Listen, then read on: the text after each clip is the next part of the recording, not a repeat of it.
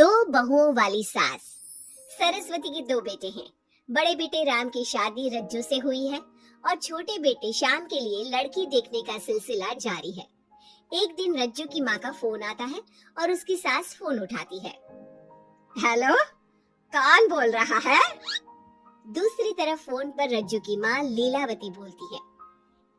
Hello समधन जी, मैं लीलावती बोल रही हूँ, रज्जू की माँ। अरे नमस्कार समधन जी, कैसी हो? बहुत दिनों के बाद याद किया आज। यहाँ पर तो सब कुछ ठीक है, बस मेरी तबीयत थोड़ी खराब है। अगर बुरा न मानो तो एक बात बोलूं? अरे कैसी बात कर दी आपने समधन जी, आपकी बात का बुरा क्यों मानना, बोलिए बोलिए। मेरी कुछ दिन से तबीयत ठीक नहीं है और यहाँ पर मेरी देखभाल करने वाला कोई नहीं। क्या आप रज्जू को कुछ दिन के लिए मेरे पास भेज सकती हैं?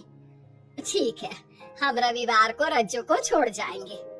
इतना कहकर सरस्वती फोन काट देती है और अपनी बहू को आवाज लगाती है। रज्जू, ओ रज्जू, जल्दी यहाँ आना तो। क्या हुआ माँ जी, कुछ चाहिए था क्या? अरे नहीं, कुछ नहीं चाहिए। अभी तुम्हारी माँ का फोन आया था, उनकी कुछ दिन से तबीयत खराब है, वो तुम्हें बुला रही है। राम को फोन करके कह दे कल की 2 ट्रेन की टिकट करा देगा, मैं भी जाऊंगी तुम्हारे साथ। इतना सुनते ही रज्जू राम को फोन करके सारी बात बताती है और 2 टिकट के लिए बोल देती है। शाम को खाने के टेबल पर सब रज्जू के जाने की बात करते हैं। तब रज्जू का देवर श्याम कहता है, भाभी आज बहुत खुश लग रही हो, मायके जाने की इतनी खुशी, उफ। खुश क्यों ना हो देवर जी, कितने दिन बीत गए अपनी माँ से मिले, और इस बार तो मैं महीना 2 महीना रह कर ही आऊंगी।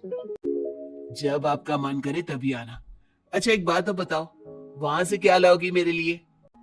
देवर जी कहो तो देवरानी ले आओ। वैसे भी सभी घर वाले चाहते हैं कि आपकी जल्दी से शादी हो जाए। श्याम शर्मा जाता है और चुप हो जाता है। इतने में राम कहता है, रज्जू, तुमने जाने की सारी तैयारी तो कर ली है ना? कपड़े तो रख लिए ना? थोड़े गर्म कपड़े भी रख लेना, वहां ठंड होगी। और जल्दी आने की कोशिश करना। ठीक है, मैं जल्दी आने की कोशिश करूंगी बस। अगली सुबह दोनों जाने की तैयारी करने लगी। राम उन्हें स्टेशन छोड़कर घर वापस आता है। कुछ घंटों बाद रज्जू और सरस्वती गांव पहुंच जाते हैं। रज्जू अपनी माँ को देखकर बहुत खुश होती है। माँ, आप अपना बिल्कुल भी ध्यान नहीं रखती, कितनी कमजोर हो गई हैं आप। अब बेटा क्या ध्यान रखूं, उम्र भी तो हो गई है, ये बीमारियां तो लगी रहेगी। बहन जी आइए आइए बैठिए, मुझे बहुत अच्छा लगा कि आप भी यहाँ आई। अगले दिन सरस्वती अपने घर वापस जाने लगती है तो लीलावती से कहती है, बहन जी ध्यान रखना आप अपना, आपकी तबीयत ठीक हो जाए तो आप भी रज्जू के साथ आ जाना। रज्जू के बिना तो घर सूना सूना लगेगा। अब सरस्वती अपने घर आ गई और घर की सारी जिम्मेदारी भी उस पर आ गई। एक दिन वो कपड़े धोकर छत पर सुखाने जाती है। बाल्टी में से टपकता पानी सीढ़ियों को गीला कर देता है और नीचे उतरते समय रज्जू की सास यानी कि सरस्वती देवी का पैर फिसल जाता है और वो गिर जाती है। अरे मेरी माँ मर गई, मेरा पैर तो गया। लेकिन घर में कोई नहीं था। सरस्वती जैसे तैसे अपने आप को संभालती जाकर कुर्सी पर बैठती है। वो अपनी बहू के बारे में सोचती है, अगर रज्जू होती तो मुझे संभाल लेती और घर भी संभाल लेती। अब घर के काम कौन करेगा, मैं डॉक्टर के पास कैसे जाऊं, बहुत दर्द हो रहा है। जब राम और श्याम घर आते हैं तो अपनी माँ की ऐसी हालत देखकर वो जल्दी से डॉक्टर को बुलाते हैं। डॉक्टर सरस्वती के पैर पर पट्टी बांधता है और उसे आराम करने की सलाह देता है। राम कहता है, माँ आप बस आराम करो, मैं रज्जू को खबर कर देता हूँ, वो कल ही यहाँ आ जाएगी। अरे रहने देना बेटा, उसकी माँ की तबीयत ठीक नहीं है, कुछ दिन में वो खुद ही आ जाएगी, उसे परेशान मत कर। माँ अब हमें श्याम की भी शादी कर देनी चाहिए। कभी घर में कोई ऐसी परेशानी आती है तो कोई तो होगा घर संभालने वाला। आप और रज्जू की घर के काम काज में मदद भी हो जाएगी। कुछ समय बाद श्याम की शादी सीमा से हो गई। लेकिन सीमा ने तो आते ही घर में क्लेश शुरू कर दिया। वो छोटी छोटी बातों पर लड़ती और उसे देखकर रज्जू का भी बर्ताव बदल गया। एक दिन सीमा सुबह उठने में लेट हो गई और रज्जू ने नाश्ता बना दिया। सभी अपने अपने काम पर चले गए। जैसे ही सीमा अपने कमरे से आई तो रज्जू ने कहा, तुम साफ सफाई कर लो, मैं कपड़े धोने जा रही हूँ, जल्दी काम हो जाएगा। रज्जू की बात सुनते ही सीमा आग बबूला हो गई और कहने लगी, आज मैं उठने में लेट क्या हो गई? आप मुझ पर हुक्म चलाने लगी। मुझसे कोई इस तरह से बात करी है मुझे बिल्कुल भी पसंद नहीं है। अरे सीमा, ये किस तरह की बात कर रही हो तुम मुझसे? मैंने कोई हुक्म नहीं दिया तुम्हें। मैं तो बस काम को जल्दी खत्म करने की बात कर रही हूँ। उन दोनों की नोक झोंक सुनकर सरस्वती बाहर आ जाती है और दोनों को समझाती है। शाम को सब एक साथ खाना खाने लगे। लेकिन खाने के बाद जब सब अपने कमरे में चले जाते हैं और खाने के टेबल पर थाली यूं ही छोड़ देते हैं, सरस्वती को ये देखकर बहुत गुस्सा आता है। वो दोनों बहुओं को बुलाकर कहती है, तुम सब खाना खाकर चले गए, अब ये बर्तन कौन उठाकर रखेगा? मेरे लिए छोड़कर गई हो सारा काम। तुम दोनों को शर्म नहीं आती? अब दोनों बहुएं एक दूसरे के ऊपर बात टालते हुए फिर लड़ने लगी। ये देख सरस्वती परेशान हो गई। उसने दोनों को डांटा और उन्हें अपने कमरे में भेज दिया। सरस्वती ने जूठे बर्तन धोए। कुछ दिन इसी तरह चलता रहा। अब दोनों सास की नजरों में एक दूसरे को गिराने में लग गई। माँ जी, जब भाभी फोन पर बात कर रही थी ना, तो कह रही थी मैं अपने मायके चली जाऊंगी तो देखते हैं कि कौन काम करता है। अरे हम सबकी बुराई कर रही थी वो। बहू, किसी की बात चुपके से सुनना गलत है ना। तुम आज के बाद ऐसा मत करना। अब तुम जाओ, मैं रज्जू को समझा दूंगी। सरस्वती ने रज्जू से बात करके उसे समझा दिया। लेकिन रज्जू को अपनी देवरानी पर बहुत गुस्सा आया। अब वो भी सीमा की चुगली अपनी सास से करने लगी। अगले दिन रज्जू अपनी सास के कमरे में जाती है और कहती है, मैंने सीमा को बात करते सुना था। वो देवर जी से कह रही थी कि अगर हम लोग अलग कहीं रहे तो हम ज्यादा खुश रहेंगे, रोज रोज की लड़ाइयों से भी बचेंगे। सरस्वती को इस बात पर गुस्सा तो बहुत आया, लेकिन उसने कुछ कहा नहीं। जब दोनों बहुओं को लगा कि सरस्वती उनकी बातों में नहीं आने वाली, तो उन्होंने रिश्तेदारों और पड़ोसियों से एक दूसरे की चुगली करना शुरू कर दिया। जब सरस्वती को ये बात पता चली तो उसने इनकी लड़ाई को शांत करने का उपाय निकाला। रज्जू, सीमा, यहाँ आओ दोनों। दोनों अपनी सास के पास आती हैं।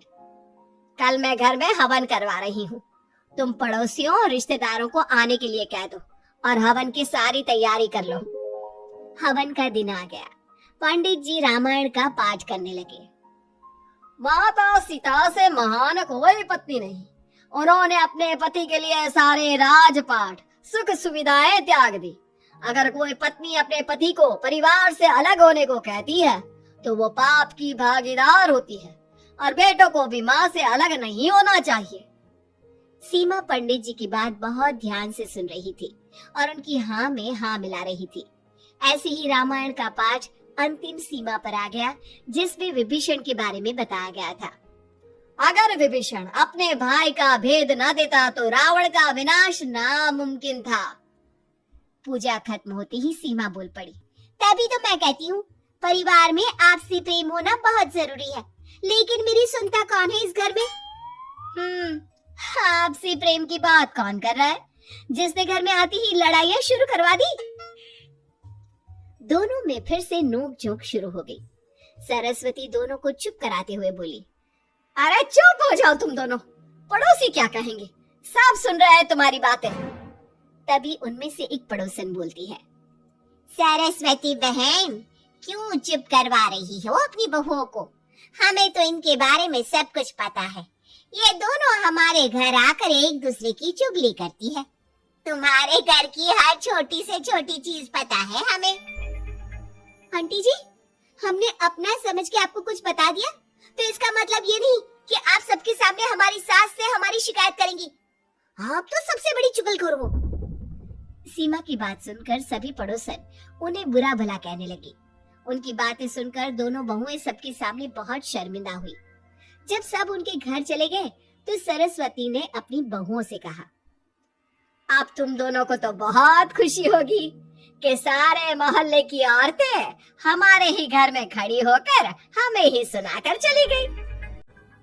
हमें काफी साल हो गए यहाँ रहते हुए, लेकिन आज तक किसी में भी इतनी हिम्मत नहीं थी कि हमसे ऊंची आवाज में भी बोल पाए। लेकिन आज तुम दोनों की वजह से ये सब हमारी बुराई कर रहे हैं। तुम दोनों ने ये सब अच्छा नहीं किया। सीमा, तुम्हारे इस घर में आने से पहले हम सब बहुत प्यार से रहते थे, लेकिन ये सब लड़ाइयां तुम्हारे आने के बाद शुरू हुई है। आज के बाद तुमने घर में किसी से भी झगड़ा किया तो मैं तुम्हें तुम्हारे मायके छोड़ आऊंगा, समझी तुम? ये बात सुनकर सीमा रोने लगी और सबसे माफी मांगने लगी। पंडित जी भी ये सब देख रहे थे। उन्होंने सबको शांत करवाया। कृपया आप सभी शांत हो जाइए, गुस्से से तो बात और बिगड़ जाएगी। अगर आप दोनों बहुएं मिलकर रहती, घर की बात घर में रखती, तो कोई आपसे कुछ कहने की हिम्मत नहीं करता। आज आपको इस बात का एहसास तो हो ही गया होगा। औरत ही तो होती है जो मकान को घर बनाती है। अब भी कुछ नहीं बिगड़ा, आप दोनों प्यार से रहो। आपके पड़ोसी और रिश्तेदार अपने आप चुप हो जाएंगे। पंडित जी की बात दोनों बहुओं की समझ में आ गई। अब दोनों प्यार से रहने लगी। इसी तरह समय बीत गया। अब पड़ोस की औरतें उनके प्यार की मिसालें देने लगी।